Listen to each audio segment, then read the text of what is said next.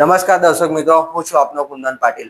તાપી જિલ્લો એટલે કે હાલ તો ભ્રષ્ટાચાર માટે એક જાણીતો જિલ્લો હોય તેવું લાગી રહ્યું છે। તાપી જિલ્લાના વાત કરીએ તો વ્યારા તાલુકામાં આવેલ બોરખડી ગામ ભૂતકાળમાં પણ આવાસ યોજનામાં થયેલ ગેરરીતિઓ તેમજ ઉચાપત માટે તો જાણીતું જ છે।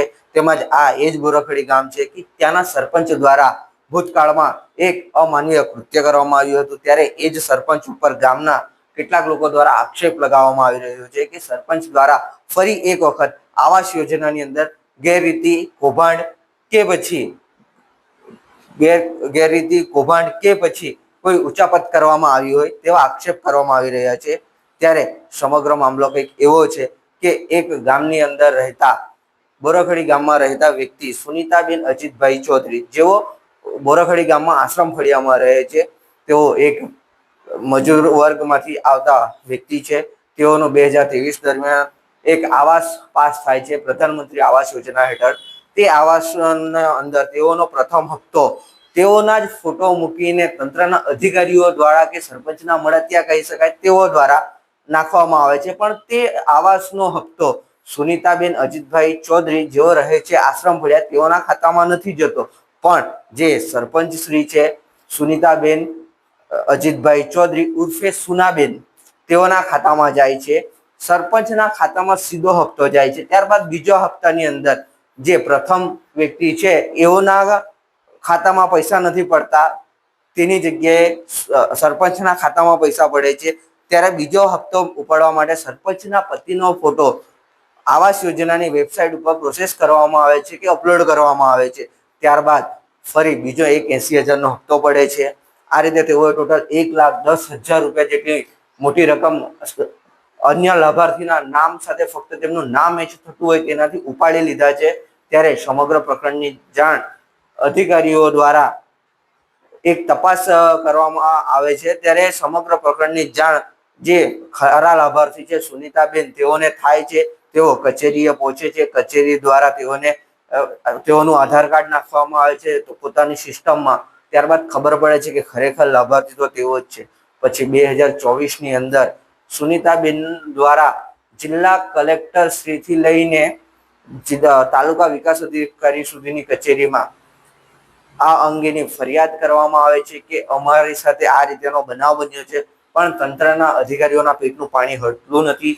તેઓ દ્વારા કોઈ આજ દિન સુધી કાર્યવાહી કરવામાં આવી નથી।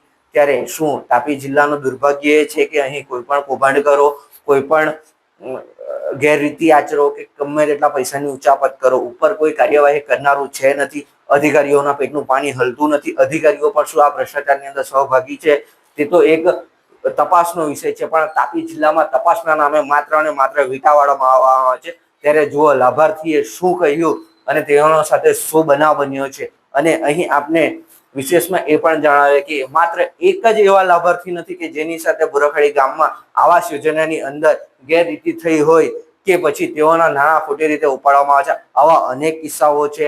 તાપી સ્વરાજ ચેનલ પર બન્યા રહો। ટૂંક સમયમાં અન્ય કિસ્સાઓ અને સરપંચ દ્વારા આચરવામાં આવેલી અન્ય આવાસ યોજનાની ગેરરીતિઓ ટૂંક સમયમાં તાપી સ્વરાજ્ય ન્યૂઝ ચેનલ ઉપર પ્રસિદ્ધ કરવામાં આવશે। તેના માટે જોતા રહો તાપી સ્વરાજ્ય ન્યૂઝ ચેનલ। જી, તમારું નામ શું છે? અજીતભાઈ, તમારે ત્યાં આવાસ યોજનાની અંદર લાભ મળ્યો હતો તે ક્યારે મળ્યો હતો? 2023 માં મળ્યો।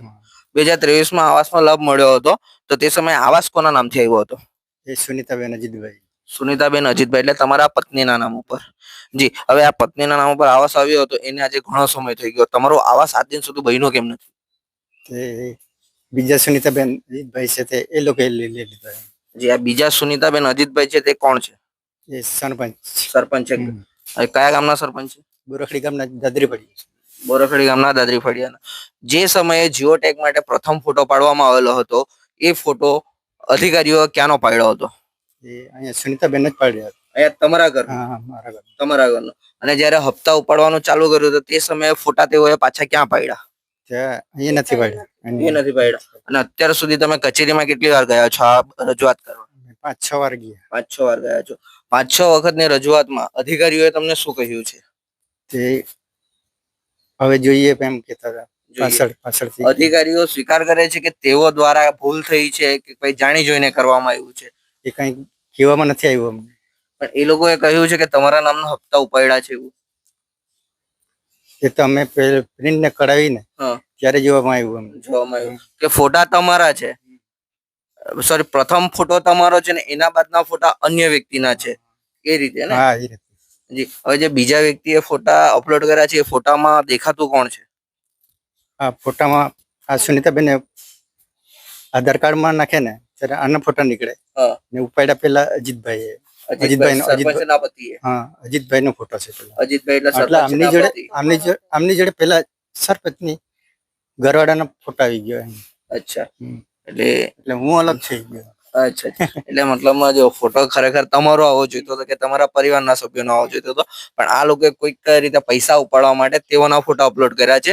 એનું કારણ એટલું હતું કે બંનેના નામ મેચ થાય છે. એ નામ મેચ થવાનો લાભ એમણે લીધો છે, એવું કહી શકાય. વસ્તુ એ જ થઈ છે ને. હા, એ જ થઈ કે બંનેના નામ મેચ થયા એટલે એ લોકોએ એ કર્યું છે. જી. હવે આ તમે રજૂઆત કરી એના પછી અહીંયા કોઈ અધિકારીઓ આવીને તપાસ કરી ગયા? ના, નથી આવ્યો અહીં. કોઈ નથી આવ્યું. તમે લેખિતમાં અરજી કરી તેમ છતાં?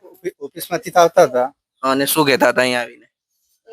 હવે આવજો તમે ઓફિસમાં એમ કે એ લોકો, પણ હવે તાજે તો એ લોકો આવે ને સામેથી. પણ આ સરપંચ લોકો નહીં આવે. સરપંચ લોકો નથી આવે. ગામમાં ચોરા પર રાખ્યું, હા, ત્યાં નહીં આવ્યા એ લોકો. બરાબર. એટલે સરપંચ એક પોતાની જે ગામ પ્રત્યેની જવાબદારી છે તે પણ નિભાવવા તૈયાર નથી થતા.